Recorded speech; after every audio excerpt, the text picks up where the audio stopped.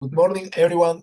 Good morning, teacher. Today, me and my group, we will talk about the fresh asparagus, um, the requirements and the importance of institutions, the European Union, and really uh, all the process that we need to take into account if we want to make a deal with these countries.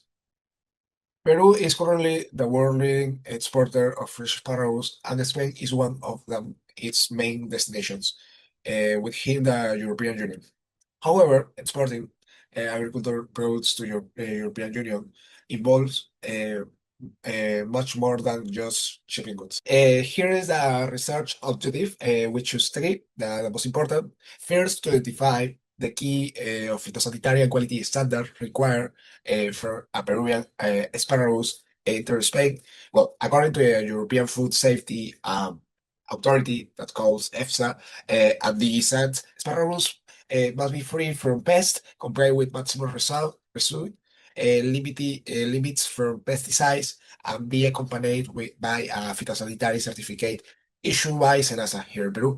The second is to analyze the role of certification and sustainability frameworks such as Global GAP, ISO 20000, 22000, and HACCP, and Fairtrade.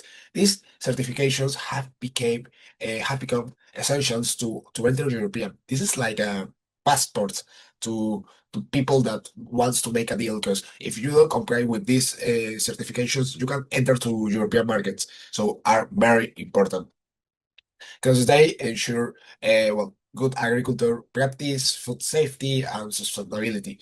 Research shows that certificate Peruvian exporter gains stronger trust from Spanish buyers and can reach high-value retail chains like Carrefour or the stores like Mercadona. The final is evaluate export compliance and competitiveness. To evaluate how Peruvian companies like Aposol, Damper, and Biru comply with these requirements, what challenges they face. So right now we're going to talk about the topic access requirement for Peruvian asparagus export to Spain. So we're going to make a brief introduction. According to several studies on agricultural trade, access requirement for European market mainly focus on phytosanitary standards, quality certifications, and environmental sustainability, such as FAO, as we can see right now, 2023, and European Commission 2024. For Peruvian asparagus, Spain is an important destination within the European Union. That exporter must meet strict regulation related to food safety and traceability. Then, in the second part, we have the key finding from existing research. We have three main topics. In this case, we have the first one is sanitary and phytosanitary requirements. The European Food Safety Authority highlight that product must be free of pests and compliant with maximum receipt limit, or MRLS, for pesticides established by the EU. As well, research from Mincentur 2023 shows that meeting this kind of a standard is crucial for maintaining market access and good competition as well. The second one, we have certification and quality standards. Studies on sustainable agriculture trade emphasize the importance of certifications such as Global GAP and ISO 22000 and HACCP, which ensure good agricultural practices and traceability as well. This certification also increases trust in consumers in European market. And the third one will be technical barriers and sustainability. Recent research indicates that Spanish consumers increasingly value products with sustainability and fair trade labels, aligned with the European Green Deal and the United Nations Sustainable Development Goal. And the last one, in my case, will be relevant theories and frameworks. In this case, we have two main important people here. We have the theory of David Ricardo and Jeffrey, that is 2018. In the case of David Ricardo, this theory explained that Peru can specialize in asparagus production due to the favorable climate and competitive costs. Exporting to markets like Spain with a high demand and price are higher as well. In the second one, we have the Jeffrey, that is global value chain framework. This framework highlights the importance of integrity into international supply chains by complying with the quality and sustainability standards required by the European buyers. And the third one, but not last, is institutional theory. This one suggests that firms must adapt to institutional environments. Okay, so let's start with the definition of access requirements. These are all the legal, technical, and commercial conditions that a product must meet to enter and remain in a foreign market. This includes certifications, food safety standards, labeling, traceability, and customs procedures. They are really important because they ensure that the product complies with the laws of the importing country, in this case, Spain and the EU. If these requirements are not met, the shipments can be just rejected, destroyed, or even fined. They build trust and competitiveness. European buyers demand strict food safety and quality control. They also allow exporters to access premium and organic segments.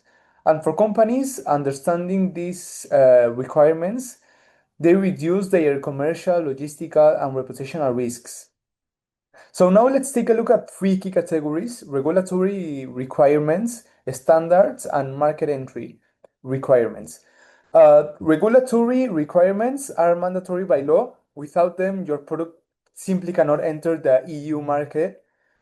Standards, these go beyond legal requirements and they are often demanded by buyers or retailers. And market entry or commercial requirements, these are not always written in law, but they are demanded by buyers to make the product commercially viable. Okay, so regulatory requirements, as I said, they are mandatory by law and they include phytosanitary certificates and plant health inspections, maximum residue levels of pesticides, MRL, as defined by the EU regulations, food safety systems, labeling and traceability rules indicating country of origin, lot number, and variety, and also customs and tariff regulations. The second one, standards. They include good agricultural practices certification, organic certification, fair trade or sustainability seals, standards for size, color, and the uniformity of the asparagus, and also packaging and environmental management standards. The last one, market entry or commercial requirements. As I said too, they are not always written in law, but they are demanded by buyers or some retailers to make the product viable, and they include continuous supply and reliable delivery schedules, cold chain management and transport conditions, product liability insurance and safety guarantees, and an attractive packaging, labeling in Spanish, barcodes, and a really nice presentation. Now, let's apply all these definitions to the asparagus sector. The SENASA in Peru issues the phytosanitary certificate confirming the asparagus that they meet the Spanish and the EU plant health regulations. We are going to talk about the complement authorities, and this graphic is very specific that the complement authorities from the European Union, Peru, and Spain. From Peru, we have SENASA also. From Spain, we have ENAC, AISAN, MAPA, and from the European Union, we have EFSA, Digisante, and ERA. From MAPA, we have the Ministry of Agriculture, Fishing, and Food, that is the main authority responsible for plant health in Spain. It oversees phytosanitary inspection and entry points. Then we have the AESAN, that is the Agencia Española de Seguridad Alimentaria y Nutrición, that is the national body that ensures food safety and consumer protection, that it monitors compliance with the European limits on pesticide residues. Then we have the ENAC, the Entidad Nacional de Acreditación, that is responsible for accrediting laboratories and certification bodies in Spain, that it ensures that laboratories count with the ISO 17025 standards. And then we have the Directorate General for Health and Food Safety, DGSANTE, that develops and enforces EU policies related to food safety, plant health, and import controls. Then we have the European Food Safety Authority, the EFSA, that conducts scientific risk assessments on pesticide, food contaminants, and plant health. Then we have the European Cooperation for Accreditation, the EA, that is a European network that ensures mutual recognition of accreditation issued by national bodies like ENAC from Spain. And finally, we have SENASA, that is from Peru. SENASA is the official plant healthy authority in our country on Peru. Now we're going to talk about the main requirements that Peruvian exports must meet to sell fresh asparagus to Spain. This will include both the official European Union regulations and the private standards demanded by the European retailers. In this line, first we have the phytosanitary and legal requirements. First of all Peruvian asparagus shipment must have a phytosanitary certificate that is issued by SENASA. This will confirm that the product is free of pests and complies with the European Union regulations. And also when the shipment arrives in Spain, it will go through a border inspection that includes document identity and physical check before it's allowed to sell in the European market. Then we have food safety and chemical limits. They must comply with the strict European food safety standards, where the maximum residue limit is established in the regulation number 396 2005, and if no limit exists, is by default 0.0.1 milligrams per kilo. And also, exporters need to make sure their product meets contaminants limits under the regulation number 1881 2006, specifically for cadmium and lead. This will prove compliance, and companies in Europe run laboratory tests before each shipment and when it arrives. Then in the next slide, we have the quality and marketing standards. In terms of quality, asparagus must meet the UNECF FFB 04 standard, and that this defines the classes, sizes, and tolerance that the products should have. And also we have the measurements and the millimeters that they should comply.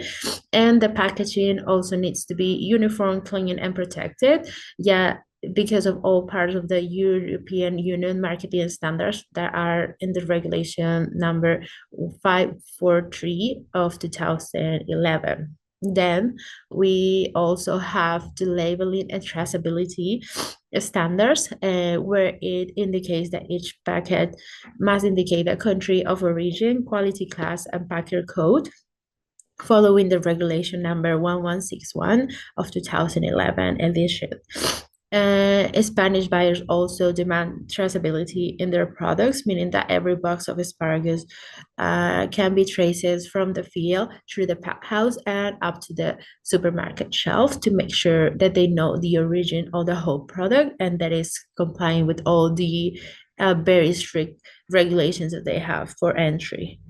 And in the next slide, we have the retailer relevant standards of regulations. So this is the private and voluntary standards that most of the retailers or the sellers use, and that is necessary for a company to comply. The findings and recommendations, we have the findings.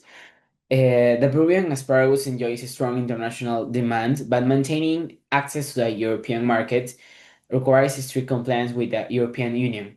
Then we have the certification and sustainable practices not only enhance the product reputation, but also open the door to premium markets, segments in Spain and also in the Europe. From the recommendations, we have the upgrade cold chain logistic to maintain freshness, reduce waste, and also guarantee product quality upon arrival.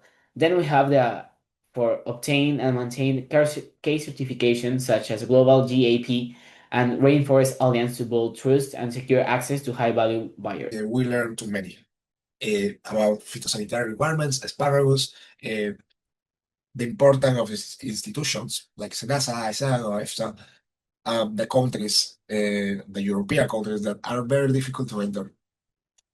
The thing is that if Peru don't invest in technology, staff training, sustainable practice, they don't have the possibility to minimum enter or compete with these big markets that really wants fresh products, and we have the fresh products. Only we need to complete these basic things, because maybe here that is not important really. We can make a deals with another province or Bolivia, Ecuador, Chile, and they never ask for one of these things. But we need to start to think in a long press, not short press.